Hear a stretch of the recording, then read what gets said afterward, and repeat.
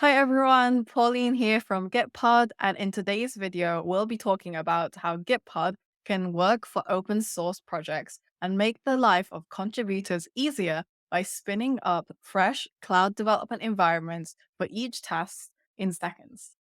Today, I am so excited to be joined by our community heroes who will be sharing their stories of how using Gitpod for their open source projects has made things so much easier. First up, we have JP, so I'll hand over to him. Hello everyone, I'm Jean-Phi Baconnais. I'm a French developer working at Zenica in France.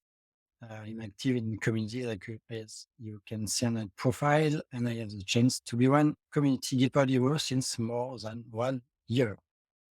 Today I'm gonna show you why Gitpod is so good for contributing in open source projects. It's allow you to work on the cloud directly in your browser, so it's finish the time when you have to install on your laptop the X version of Node or one specific version of Java. If you want to work on your tablet or your phone, it's now possible. A true story. I contributing to an open source project during a trip on a train. The screen was a little bit small, but it's possible. I just say before that with Gitpod, you are working on the cloud. So your development workspace use the power of the cloud. With Gitpod, you can choose from two types of configuration, one standard and another one with very powerful, but I didn't use it yet because the classic one is enough. Working on the cloud has another benefit. I often work with the connection of my phone, and today it's very good for the moment. And when I work with Docker, when I want to download one Docker image, this can make time and a lot of data hitting up my phone package. With Gitpod, it works on the cloud, so with a better connection. And if you download image, it's very quick. It's very good and nice to work with Docker and Compose, Kubernetes, etc. So with Gitpod, you can compare your project to automate some task. You write all the day at each time you open a project. Like me, I write all the time the Maven clean install command. So boring to do everything. To avoid this, Gitpod offers the opportunity to Gitpodify a project. What is this new word? Gitpodify a project is simply create a .gitpod.yaml file.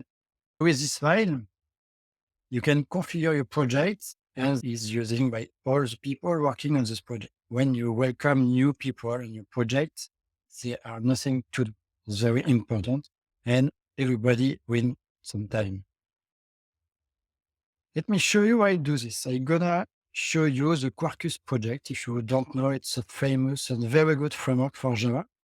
I contributed on it the last year, I think, about Gitpodify this file. Okay. Um, the Quarkus project is a very big project using a lot of Maven project. I creating this file, the .gitpod.yaml file. In this file, you can specify different things. The first one is the context. Here you can specify one image. For example, I can take one version of Java, but in some case you can create your own Docker file like this. You can install so many things with Quarkus. It's very good to use the Quarkus key, and the way to install it is to use ESD command, a good tool. You can specify all your commands you want to do at the beginning of the workspace project. So for Quarkus, I like to have two terminals on my screen. The first one, it's simply execute the Maven command, short command. And the second, it's allow you to open a second terminal. For example, here in the right, to write some command with the Quarkus key, you can add extension, you can run tests, etc., etc. So I like to have two terminals.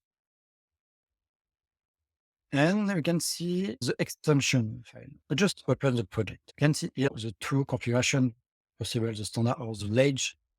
You can continue with the standard configuration. So during this time, my image, we show you before, is building. Great, as the workspace is available. So the Quarkus project, you can see on the left, you have so many Maven projects. And here we can see the first command.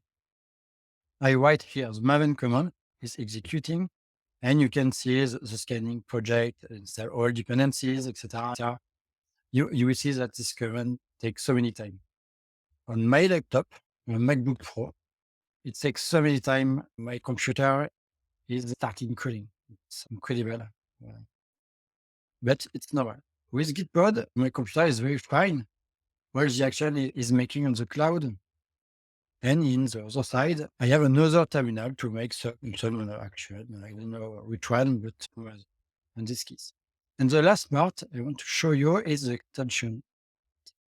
Quarkus is a Java project. In VS Code, you can install so many extensions. And define this extension allows you to offer to everyone welcome on this project. No action is needed to configure the project.